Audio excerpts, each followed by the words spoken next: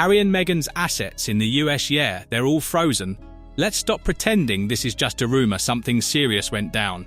And it happened quietly. Sources close to the Sussex circle say the word on everyone's lips right now is clean up where talking moves. So risky they could get people in. Real trouble. Wiping records, covering tracks, hoping nothing gets found. Here's the thing.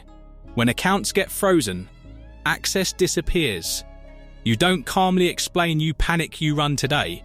We're breaking down why Harry and Meghan are suddenly looking to leave the US, why security is being thrown around again, and why this isn't about paparazzi, it's about the heirs, missing tax filings and millions.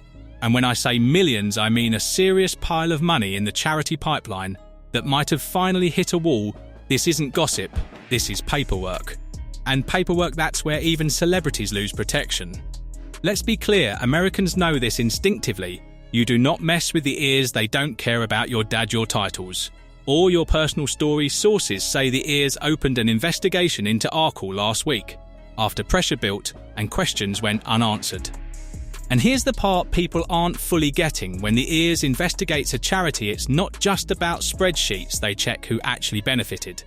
They dig into expenses that look personal, payments circling back to founders, costs that secretly fund lifestyles. Allegedly, some of the money listed as charity expenses may have gone straight to Harry and Meghan themselves. Pause. If that's true, that's not just bad optics, it's fraud. And fraud, that's what makes the next part really serious. Once an investigation kicks off, the heirs can take one brutal step: freeze assets, which according to sources is exactly what happened. When the money stops flowing, suddenly the US doesn't feel so welcoming anymore. To get this story, you need one fact locked in. Everything financial about Harry and Meghan goes through Markle. Their staff, lifestyle, image expenses, survival, they all run through the charity. Markle isn't just a feel-good foundation, it's the financial backbone of the Sussex operation. Here's the problem. As a public charity, Markle legally has to share tax returns with anyone who formally asks. Multiple people did. And when US authorities requested the 2023 and 2024 filings, they never came. Here's the thing, the heirs hasn't published Markle's filings on its public database. And that only happens for one reason: they weren't approved. No approval means questions weren't answered. No approval means expenses didn't add up. No approval means someone took a really hard look and didn't like what they saw. And when a charity can't get its filings approved, this stops being a PR problem and starts being a federal problem. Stick with me, because now it gets really uncomfortable. Let's talk about the money people are whispering about, but never fully explaining. The Invictus Games Foundation. Millions were raised, millions were moved, and now millions are under scrutiny. Think about it. Why did Birmingham get £26 million while the city itself was financially struggling? Why are veterans still underfunded while huge sums moved through related foundations? And why is Invictus suddenly under the microscope at the same time as our wealth? These aren't conspiracy theories, these are budget questions. And when donors, governments and the public start asking where the money went, silence becomes dangerous. Because at this point, it's not just about Harry and Meghan, it's about everyone connected to the money pipeline. And once that happens, institutions stop protecting individuals, they protect themselves.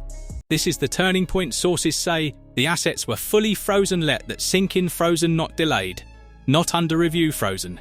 And when a charity's assets are frozen, it means no transfers, no withdrawals, no quiet reshuffling behind the scenes for Harry and Meghan. That's catastrophic. Their entire operation allegedly relies on access to charity funds, staff salaries, security, PR, retainers, legal bills, lifestyle costs. It all vanishes. And that explains the panic we're seeing now.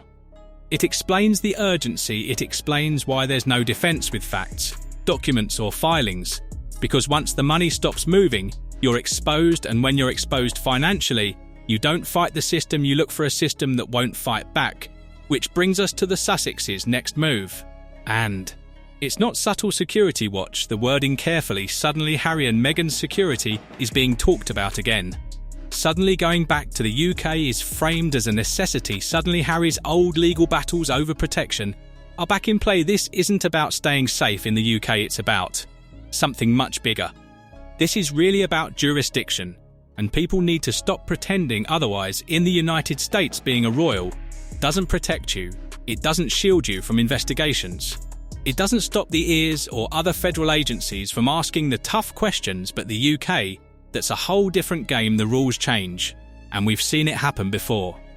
Very publicly, let's be clear about the precedent. Prince Andrew, despite serious allegations, public outrage, and global attention, British authorities basically refused to investigate him while he was protected by royal status. No police action, no criminal accountability, no real consequences. That's not opinion, that's history.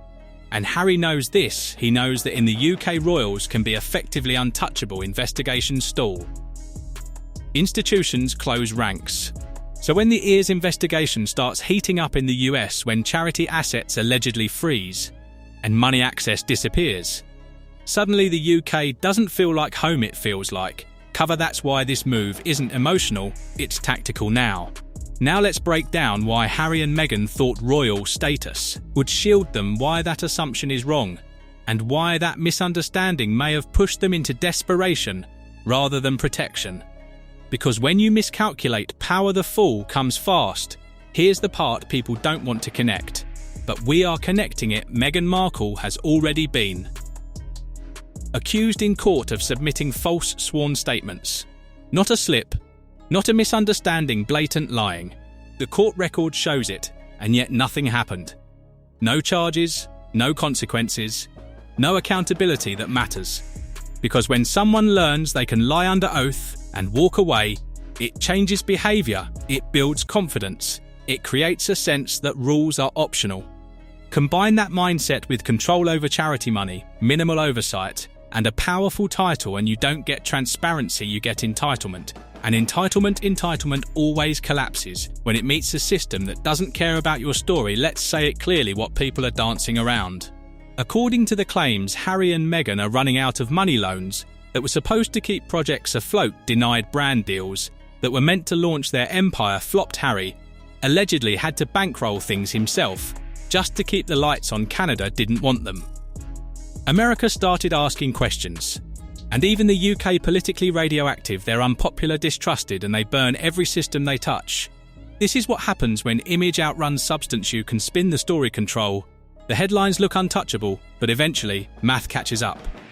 And math doesn't care who you are, what your title is, or how many cameras follow you. Here's the hard truth about power that no one tells you. It doesn't vanish all at once. It leaks slowly at first through delayed filings, frozen accounts, unanswered letters, sudden moves framed as security, precautions. And if the allegations are true, then this isn't just a scandal, this is a countdown. Because the moment charity money freezes, the moment tax filings are denied, the moment investigations kick in, you're no longer in control. You don't get to shape the story anymore, the documents do. And documents, they don't care about trauma narratives, they don't care about royal titles. They don't care about carefully curated victimhood. They care about numbers, dates, signatures, transfers. And here's the kicker. When money stops moving, the silence screams. Every frozen account, every denied filing, every unanswered inquiry, it's all proof that the system doesn't bend for anyone. That's when power starts slipping, and that's when desperation begins to show. Right now, this chapter isn't over, it's barely started. Because when the money talks, there's no spin, no PR team, no narrative shield that can save you. The rules don't bend for fame, they don't bend for titles. They don't bend for carefully managed public personas, they bend only for facts.